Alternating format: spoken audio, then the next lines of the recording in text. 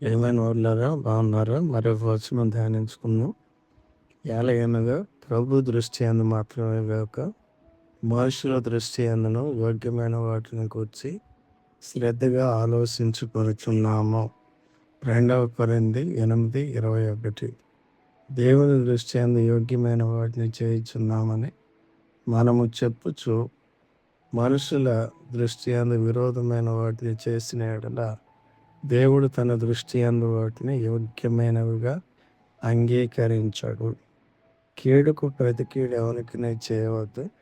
మనుషులందరి దృష్టికి యోగ్యమైన వాటిని గురించి ఆలోచన కలిగి ఉండుడి అని వ్రాయబడి ఉన్నది.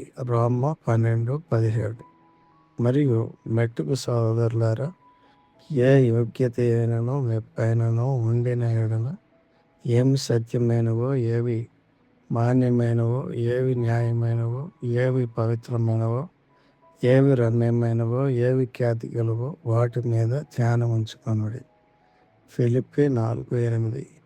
ప్రభు మీ అందరిని దీవించి మనుషుల ఎదుట దేవుని ఎదుట యోగ్యమైనవి చేయనట్లుగా సహాయపడుగాక.